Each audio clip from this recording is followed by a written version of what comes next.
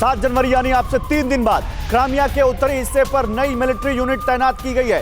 पहले से ज्यादा घातक हथियारों की यूनिट क्राइमिया पहुंच गई है।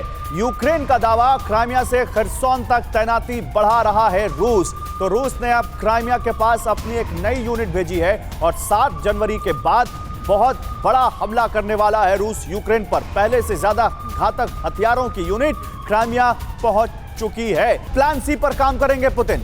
प्लान ए और प्लान बी क्या है, अगर आपके दिमाग में यह है तो यह भी आपको बताएंगे, लेकिन प्लान सी पर काम करेंगे अब पुतिन। स्ट्रैटेजिक मिसाइल कैरियर्स की ट्रेनिंग तेज कर दी गई है। रूस के खतरनाक बॉम्बर्स अब मोर्चा संभालेंगे। तो जो अभी राजीव नयन कह रहे थे, ऐसा लगता है कि अब एयर पावर का, ऐसा लगता है कि एयर अटैक का इस्तेमाल ज्यादा होगा। प्लान सी कहीं वो तो नहीं है। एक बड़ी खबर देखिए, पुतिन पर युद्ध को जल्द अंजाम तक पहुंचाने का दबाव है। रूसी राष्ट्रवादियों की मांग, न्यूक्लियर बॉम्बर्स तैनात किए जाएं। यानी देश में अब पुतिन पर न्यूक्लियर बॉम्बर्स तैनात करने और न्यूक्लियर हमला करने का प्रेशर बढ़ रहा है। जंग में रूसी सैनिकों की शहादत से गुस्से में है रूस के राष्ट्रवादी। रूस के राष्ट्रवादियों की मांग है कि न्यूक्लियर बॉम्बर्स तैनात किए जाएं। आइए जल्दी से आपको दिखाते हैं यूक्रेन में 2022 में और भी बड़ी तबाही मचेगी क्या। पहला प्लान, दूसरा प्लान, तीसरा plan, plan A, plan B, plan C. पहले पहला प्लान देखिए, जो सैन्य ऑपरेशन हुआ था 2022 में 24 फरवरी को, फेल। फिर दूसरा प्लान देखिए, पार्शियल मोबिलाइजेशन किया रूस ने, लेकिन क्या उनको वो मिला जो वो करना चाहते थे? नहीं, फेल। अब प्लान सी, प्लान सी है न्यूक्लियर तैयारी, जिसको रूस में प्रेशर भी पड़ रहा है पुतिन के ऊपर। रूसी राष्ट्रवादी कह रहे हैं कि अब न्यूक्लियर बॉम्बर्स की तैनाती की जाए। सवाल है कि अंजाम क्या होगा। सवाल है कि न्यूक्लियर बॉम्बर्स से क्या वाकई न्यूक्लियर अटैक कर देंगे पुतिन। ये देखिए, आइए आपको दिखाते हैं यहां पर रूस ने क्या क्या यहां पर तैयारियां की हैं। पुतिन हुए और विनाशक, यूक्रेन में मोर्चा संभालेंगे स्ट्रैटेजिक मिसाइल कैरियर। कैसे, जंग में क्या क्या उतार रहा है रूस। Tu-95, Tu-160, Tu-22M, रूसी पायलटों को बॉम्बर्स की ट्रेनिंग दी जा रही है। ये जितने आपको TU दिखा रहे हैं, ये बॉम्बर्स हैं जो न्यूक्लियर अटैक करने में सक्षम हैं और इनको उतारने की तैयारी में दिख रहा है रूस।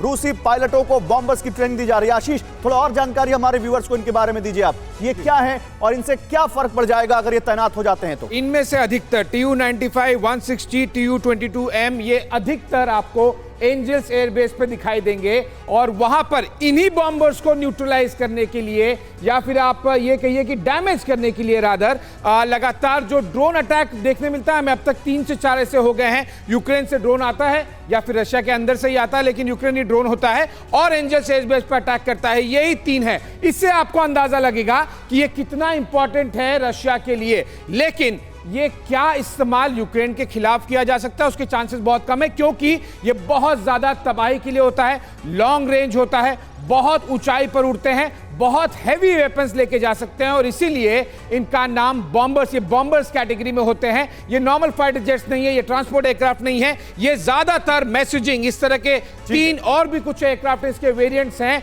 जो कि वेस्ट को मैसेजिंग के लिए है कि बड़ा एयरक्राफ्ट बड़े बम के साथ बड़ी ऊंचाई से आपके ऊपर गिर सकता है। आप चाहे किंजल को ले लीजिए, चाहे बॉम्बर्स को ले लीजिए, पुतिन अभी मैसेज दे रहे हैं कि मेरे पास अभी हथियारों का जखीरा खाली नहीं हुआ। अभी तो ट्रेलर दिखाया, मैं चाहूं तो बहुत बड़ा विनाश ला सकता हूं और इसीलिए पुतिन अब बॉम्बर्स की तैनाती की बात कर रहे हैं, न्यूक्लियर अटैक की बात हो रही है, किंजल मिसाइल की बात हो रही है। ये तमाम चीजें सामने आ रही हैं। अब देखना यह है कि क्या 2023 में यह प्रतिघात और विनाशक होगा।